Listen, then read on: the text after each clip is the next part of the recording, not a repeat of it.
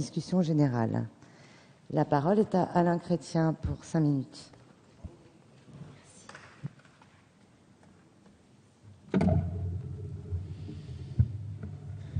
Merci, Madame la Présidente. Monsieur le Ministre, mes chers collègues, Monsieur le rapporteur général, Adam Smith notait déjà en 1776 « L'impôt entrave l'industrie, et tandis qu'il oblige l'individu à payer, de l'autre, il anéantit quelques-unes des sources de travail qui pourraient le mettre plus facilement dans le cas de le faire. » En arrivant au pouvoir, François Hollande a commis 2 erreurs majeures. Il a stoppé net la dynamique de réforme lancée par Nicolas Sarkozy et il a fait le choix de l'augmentation des prélèvements plutôt que de réduire les dépenses. La majorité considère que l'augmentation des impôts est le moyen de revenir à l'équilibre des finances publiques, comme en attestent les dernières déclarations de Monsieur le rapporteur général. Cet acharnement fiscal est dangereux et contre-productif. Tellement contre-productif que nous en arrivons à une overdose fiscale. Un manque à gagner pour l'État de 10 à 15 milliards d'euros, malgré un choc fiscal sans précédent, plus 20 milliards d'impôts rien qu'en 2013. Et le matraquage des classes moyennes continue. La loi de finances et la loi de financement de la sécurité sociale, votée en décembre dernier, enregistrent ainsi en comptabilité budgétaire un déficit de 61 milliards d'euros pour le budget de l'État et de 11,7 milliards d'euros pour la sécurité sociale. Au regard de l'exécution budgétaire du premier semestre 2013, et alors que tous les clignotants sont au rouge, n'importe quel gouvernement aurait déjà procédé aux ajustements nécessaires.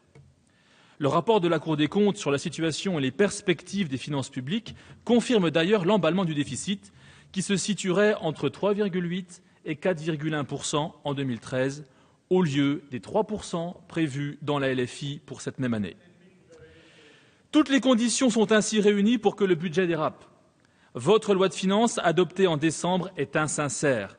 Elle prévoit un déficit à 61 milliards, alors que nous atteindrons, si ça n'empire pas, un déficit minimum de 80. Votre prévision de croissance est obsolète. Dès novembre 2012, même Gilles Carrez le disait, nous vous avions fait part de notre opposition à un budget bâti sur une prévision de croissance à 0,8, alors qu'elle sera nulle cette année. Les recettes fiscales sur lesquelles vous avez tout misé ont été inférieures de 8 milliards d'euros en 2012 et le seront probablement de 6 milliards en 2013. Vous avez supprimé 13 000 postes, mais vous en créez à nouveau 10 000 dans l'enseignement, dans la justice et dans la sécurité. Vous avez mis fin à l'RGPP qui avait pourtant permis d'économiser plus de 5 milliards d'euros sur la période 2009-2012. Vous avez accru les dépenses de fonctionnement de 2,5% en un an. Vous avez décidé de revaloriser l'ONDAM à 2,7 en 2013 et à 2,6 en 2014, alors que le précédent gouvernement l'avait contenu pendant 3 ans à 2,4%. Vous avez créé des dépenses nouvelles, jours de carence des fonctionnaires, CICE et des dépenses récurrentes aggravées, retraite à 60 ans, prime de rentrée accrue de 25%, aide médicale d'État. Enfin, un certain nombre de dispositions fiscales votées en décembre dernier se trouvent aujourd'hui contredites par des annonces gouvernementales. C'est le cas notamment de la fiscalité sur les plus-values de cession de valeurs mobilières et sur les plus-values immobilières. À peine entrée en vigueur, vous avez annoncé la modification en avril dernier. Monsieur le ministre, la France était en 2012 le premier emprunteur de la zone euro avec 180 milliards d'euros.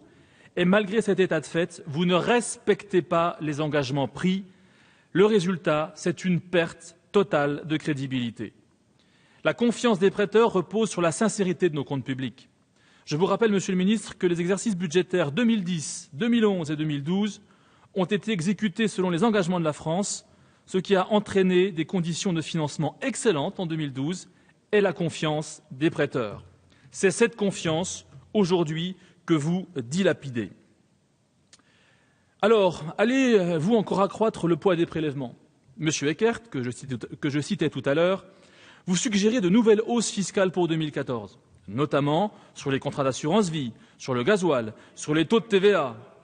Écoutez la Cour des comptes, qui note dans son rapport sur les résultats de la gestion budgétaire 2012 qu'en période de ralentissement économique, l'effort fiscal seul ne peut pas suffire pour réduire le déficit budgétaire. Il faut faire des économies structurelles, ce que le gouvernement se refuse toujours à faire. Monsieur le ministre, écoutez l'opposition. Nous proposons d'élargir la MAP à l'ensemble des dépenses de l'État, de ne pas remplacer un fonctionnaire sur 2 partant à la retraite, aussi bien pour l'État que dans les collectivités territoriales, et de désindexer les prestations sociales et de simplifier le millefeuille normatif. Voilà, Monsieur le Ministre, les quelques pistes que nous vous proposons pour retrouver raison. Merci à tous. Merci.